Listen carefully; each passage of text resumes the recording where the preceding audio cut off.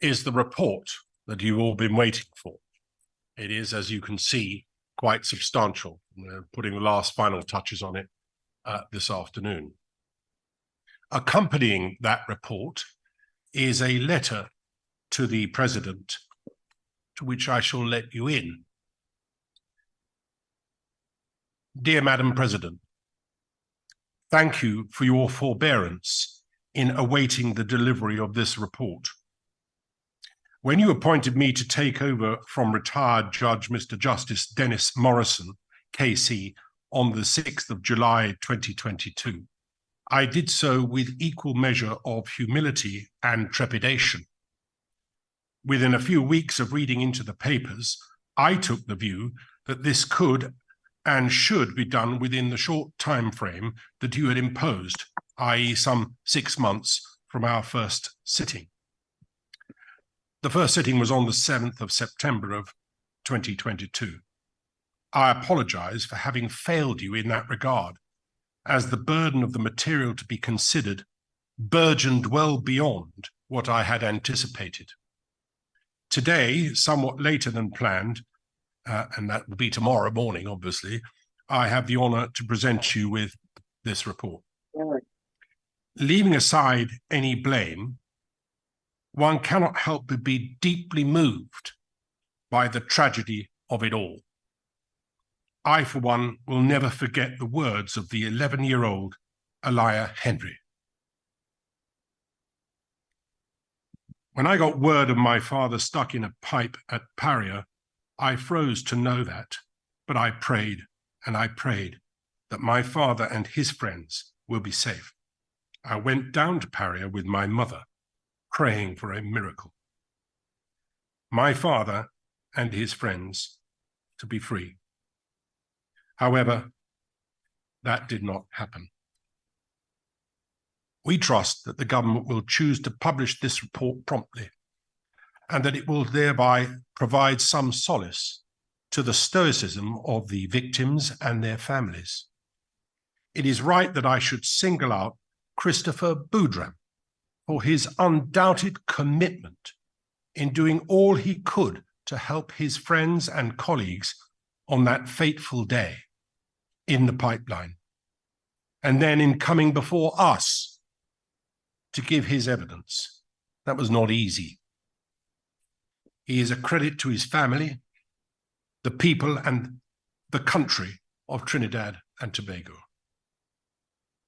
This report would have been hampered and delayed yet further, but for the commitment to it from the Honourable Stuart Young MP, our resolute Commission Secretary Sarah Sinanan, an extraordinarily capable legal team headed by Ramesh Maharaj, Senior Counsel, and my stalwart Co-Commissioner Gregory Wilson.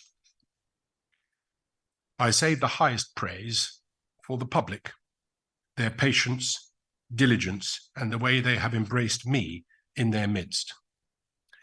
Thank you all. That is the letter that will accompany this report tomorrow morning to the President. It is as well to remember how this Commission of Inquiry came about. It was unequivocally as a result of public pressure, the desire for you, the public, to have a real attempt at truth, to find out what happened, why it happened, why was so little done to rescue them, and how we can stop this ever happening again. I can say that from correspondence received from all over the world, people are awaiting the outcome of this inquiry. From a human perspective, this inquiry deals with the death of 4 men, the extraordinary escape of 1 man, and the long-term effects on their families. From a commercial diving perspective, the inquiry deals with health and safety and measures for the future. From a business perspective, what went wrong, why, and what needs fixing. Let's be clear, this was no act of God. or mere unlucky accident. Leave aside blame for a moment. It is imperative that we all ensure that this never happens again, here or anywhere else. Voluntary dive standards for commercial diving were introduced in Trinidad and Tobago in 1997. There was a valiant attempt by the Trinidad and Tobago Bureau of Standards to revise those standards right into the 2010s. That failed amidst squabbling by some companies with interests of their own to serve. But the fact is, for an industry inherently dangerous in its operations, there are no compulsory standards in this country. And the voluntary standards are routinely ignored, as they were by everyone in this tragedy. We are not at liberty to disclose this report to anyone other than the President. And it's not really for me to argue otherwise. However, this is a public inquiry using public money, involving fatalities. There can be no greater driver to make this document available to the public than those facts. I am convinced that no one wants to see this report gather dust on some dusty shelf in a government office somewhere. It has to see the light of day, and I'm confident that it will. A very substantial commitment has been made to this, not just by me, but by all of the people who've been involved in this inquiry. Rumors of interference with this inquiry have not really abated. And I want to assure you, as I did last time, that there is absolutely no truth in it. I've not spent 40 years of my life as a barrister to be cajoled by some compromised political, commercial, or financial considerations. I believe I was employed as the chairman of this inquiry because the government wanted someone completely independent, untainted, and that is what they've got. This report pulls no punches. It is our honest appraisal of the facts as we see them. It will not sit well with everybody. There may be those who will be disappointed. There may be those who will be outraged, and there may be those who will wish to challenge it. But whatever your reaction, do not forget, we are dealing with Kazim Ali Jr., Rishi Nagasar, Youssef Henry, Faisal Kurban, and their families. And let's not forget Christopher Boudram, for who survival has not been the easiest of things. One feature of this inquiry that has become clear beyond peradventure to anyone who has been watching the inquiry unfold is that throughout the process, at no stage has anyone conceded a single error, a single mishap, or a single recognition of a failure, even with the benefit of hindsight. We understand that there is a desire not to accept liability, lest that should incur responsibility of financial responsibility in some civil suit at some later stage. But these men, as I said already, did not die by accident. What they're left with, and their families are left with, is posturing of the potential parties, perhaps challenging the very findings of this inquiry before they start fighting with each other, each insisting that they got nothing wrong. For all the money that has been expended on the process so far, much more is almost certain to be spent before the families will see a single dime or dollar in compensation for them of any kind. We feel compelled to observe that the victims of this tragedy have very little, if any, help in dealing with the loss, both mentally and financially. We cannot help but think this is something that should have been addressed, if not by the companies involved, then possibly by government. It would have been an act of kindness and human decency to have made some kind of ex gratia payment without accepting any liability at all, and given to them when they need it most. But this, as you will appreciate, is out with our remit. I say it on behalf of Mr. Wilson and myself, because we're human. Let me say something about the costs and that any public inquiry incurs. It's never going to be cheap, is it? The breakdown is contained in our report and will be available once the report is made public. The overall costs, which are not quite finalized yet, but we think it's pretty close, is about 15.5 million. Before there is too great an intake of breath, let me put that in some perspective. There have been a number of inquiries in this jurisdiction over recent years, certainly going back over perhaps the last 10 or 15 years. The Clico inquiry spent 500 million. The Udicot inquiry cost 46 million. The coup inquiry cost 31 million. The Las Ultras inquiry cost 24 million. The ongoing highway inquiry, which has yet to even start, has already incurred a cost of 11 million. We have concluded this inquiry over a relatively short time, not as short as I had wanted, but a relatively short time. And we have done so within what we regard as a not unreasonable benefit of 15.5 or so million. Our report has taken, I suppose, about 16 months, I think, from when I was originally appointed. Of course, the commission was convened before that, but I was not appointed until July. It has sifted through, as I've said previously, tens of thousands of documents, video material, audio material, voluminous correspondence, and transcripts of the evidence. We have been provided all of this material by way of a hard drive, and will do so, to the President, and a hard copy document here of some 380 pages or so. She will receive that, as I say, tomorrow.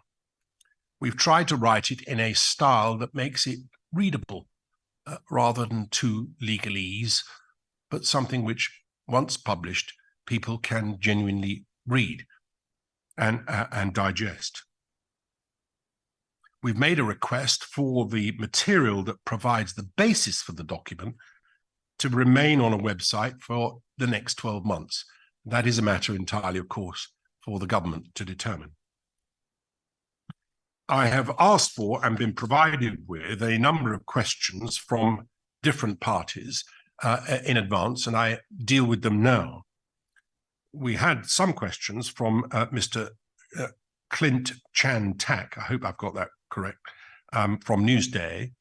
And insofar as his questions have not been already dealt with by what I've said this afternoon, they are these.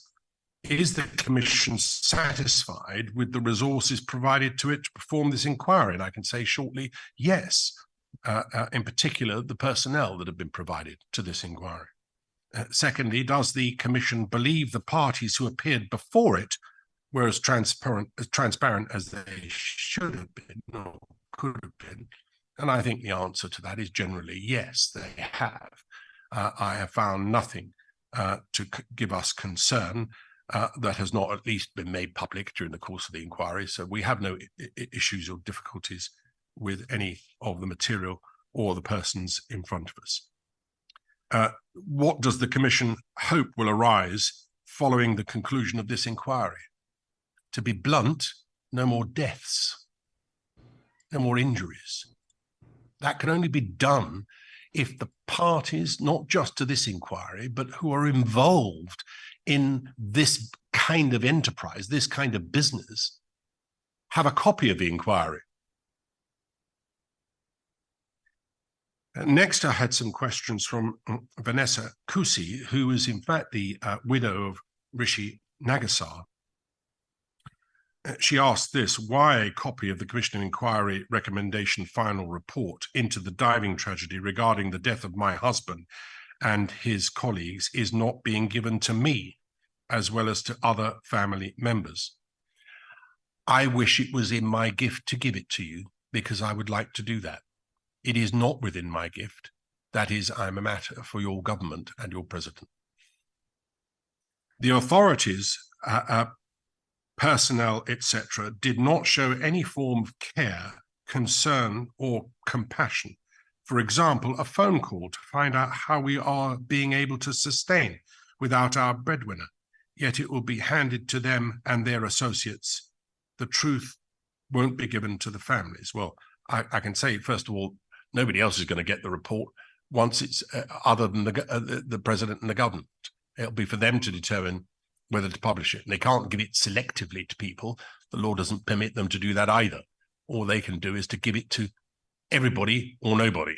And as I've said already, I'm confident they will give it to everybody and publish it. As to the truth won't be given to the families, I can but say we believe that the truth is contained in this document. And if it is published, as it should be, and we expect it to be, you will find the truth there. 21 months ongoing with $21 million plus is being spent, yet the families get nothing. Therefore, it is the right and wise decision being made. Well, it's not my decision to make whether or not there would be a public inquiry. This public inquiry is called upon, perhaps almost uniquely, by the public themselves. It is the very pressure of the public that has brought about this inquiry, appointed obviously by the government. But I can't say any more about whether you should be compensated other than what I've already said. Nobody, leave aside any personal responsibility that anyone involved in this might feel, but nobody could fail to think that you need to be helped in a situation that develops like this. That's just, as I've said, common decency, isn't it? One might have thought some sort of help would have been given, and I'm sorry that it hasn't been. But it is not within my gift to give it to you. There were some questions from somebody called Anne-Marie Dullal. I hope I pronounced her name right. She is a member of the public. She sent me a number of questions. All of those questions, I'm afraid I can't answer. They're questions about who's responsible, why didn't this happen, why didn't that happen? And they are all questions which we have addressed and are in the document, the report. And then lastly, I've had two more questions from WAC 90.1 FM, Brehain Lalchan. Question: the Minister of Energy said he was in contact with Paria from Friday, the 25th of February, and on the 26th had a meeting with families and Paria. How is it he was not asked to testify before the Commission? Well, first of all, I can say we didn't ask him to come because everything we heard from him was uncontroversial. So there was no necessity for him to give evidence. It was, of course, entirely open to anybody else. If they wanted him to give evidence, to call for him, and we would have considered it. But it didn't seem to us to be necessary. Secondly, similarly, the CEO of Heritage got involved from as early as 6 p.m. on Friday and was not called upon to testify, but statements were received from several lower-ranked persons. Can the chairman give an explanation for this as well?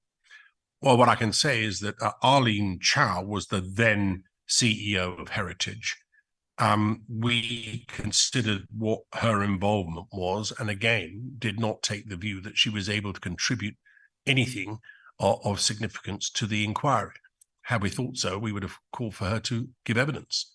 Her involvement wasn't really from 6 p.m. on the Friday. It was much later than that, at a time when there is no real controversy about what happened. So she wasn't called. But again, as I say, if anybody had wanted her, they could have called her. Those are the questions that we've been asked in advance. I hope that I've dealt with them fairly. It just remains for us to thank everyone once again, and perhaps to recognize two people who, during the course of this inquiry, have been elevated to senior counsel. Mr. Mutu, who was working with Mr.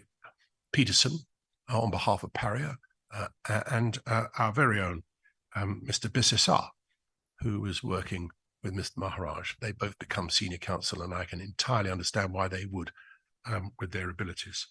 So I congratulate them, and I wish everybody a pleasant upcoming Christmas break and better news for 2024. Thank you very much indeed.